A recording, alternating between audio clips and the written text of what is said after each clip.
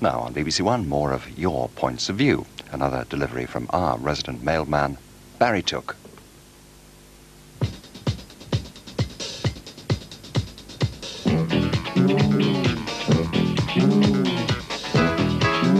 Good evening. Oh, you are cross this week, mainly about Barry Humphries on the Parkinson show. This letter from Mrs. M. Herbert of Tile Hill Village near Coventry is typical of many. Dear Barry, isn't it a great pity that we cannot ban performers like Barry Humphries from defiling our television screen? Well, there's a lot like that in Mrs. Herbert's letter. Phrases like... revoltingly, repulsively sexist. And... nauseating double entendre. And Mrs. Herbert signs herself... yours fuming with disgust. Well, we leave Mrs. Herbert fuming and turn to Mrs. Edna Hart of Liverpool, who's not exactly over the moon about Barry's impersonations. How could anyone allow the tone-deaf, uncouth, unshaven, unwitty, unclean and drunk Sir Les... someone... Patterson? to appear? Well, Sir Les Patterson is only make-believe, although I'm sure many viewers believed him to be a real person, as Mary E. Lee of Bristol says in her letter dated February the 4th. The behaviour of that man, Sir Les Patterson, don't tell me he has been knighted, was revolting and disgusting. I think Parkinson is very unwise to have guests on his show who are crude and vulgar. This did not apply to the first guest. Who was Barry Humphries, as himself, talking very movingly, I thought, about how he kicked the drink habit. But many of you didn't care for Sir Les, and as Mrs. Farrer of Beverley, East Yorkshire says... It really turned my stomach and must surely have had this effect on many other viewers. Well, it did. People have described Sir Les Patterson as... a load of drunken rubbish. That obscene, slobbering Australian. A dribbling, slouching, obscene oaf of a man. And Mrs. S. Rowlands of Preston wrote to say... Dear Barry, how revolting Barry Humphries was as Sir Leslie on the Mike Parkinson show. He put me right off my supper, and it takes a lot to do that. Yes, I must admit that much as I admire Barry Humphries' creation, I wouldn't choose to eat while Sir Les was on. But now, not the 9 o'clock news. Always a favourite subject among our correspondents, and with their new series, as divided as ever.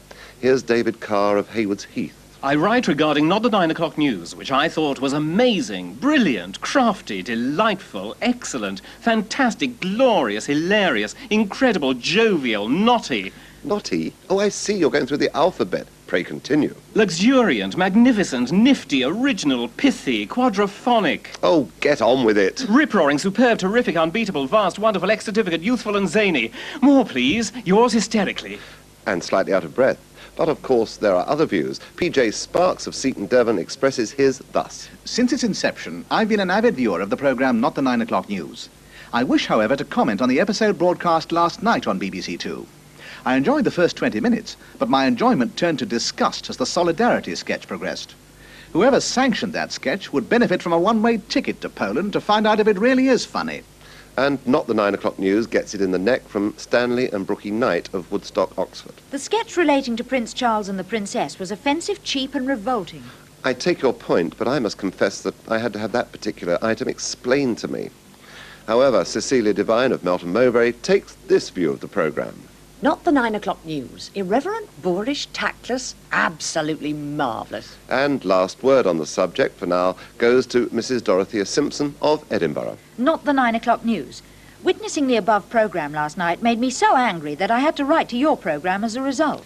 Well, Mrs. Simpson hated the parody of the American Polish programme. I was so incensed that the switch marked off was not used, as I always do when something I do not like appears. Instead, I wanted to, in fact found myself doing so, talking back to the set. How dare you? How could you? This is not humour. This is man's inhumanity to man, just to get a few embarrassed laughs. Well, those were just a few of the many letters we've received on the subject. I never cease to be amazed how the same programme can produce so many different reactions. A case in point was Rachel Billington's Life After Death, a fairly sombre study of a woman recently widowed. Richard Godwin of Epsom, Surrey, calls the play A disaster.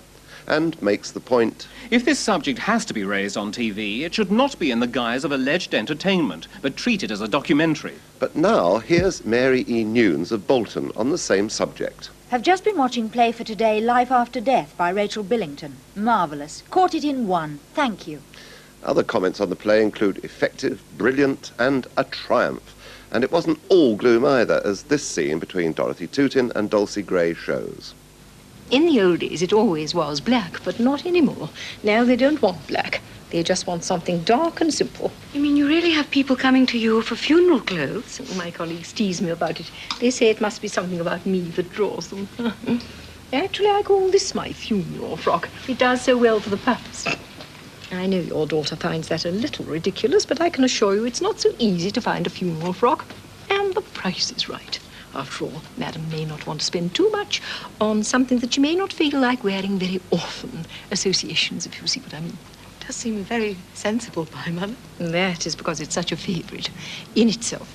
A funeral favourite. Exactly, so apposite. Madam would like to try it on, if you will follow me to the fitting rooms. Couldn't possibly. Well, if Madam is a fairly standard English tin, she needn't worry. After all, this frock can't be called skimpy.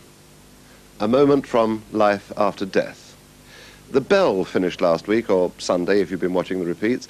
Mrs. B.I. Heartless, writing for Mac and Gwent, says it held her... Enthralled. Margaret O'Halloran of Mepham calls it... Superb in every way. Rodney Seal of Wimborne, Dorset, calls the Bell... Beautifully acted in a wonderful setting. but worries about the Bell itself. Was it cardboard or glass fibre? The poor undignified thing rolled about like a demented yoghurt carton. Marjorie Chanter of Dorchester found it. Utterly boring and incomprehensible. J. Percival of Wakefield describes it as... What a load of cobblers, acted out by a collection of weirdos. But Miss Tina Tate of South Ockenden tells me... I enjoyed it so much that I even went to the extent of buying the book. Shut up! Thank you. Well, last work this week goes to Dr. J. F. McMorrow of Cannock, Staffordshire, who gets the Points of View Vituperation Award with moist palms. Fasten your seatbelts. Here comes the good doctor now. Dear sir, in God's name, when is someone going to take the hatchet to that medical horse opera, Angels, with its phony doctors, phony nurses, white-coated yes-men, hick consultants, and extremely unlikely patients? I spend 12 hours a day listening to the whining, moaning, belly-aching, neurotic public. Do me a favour, please. Shoot the lot of them. Oh, it does your heart good to listen to him. Oh, and Angels will be back in the autumn. Good night, Doctor. Good night, all.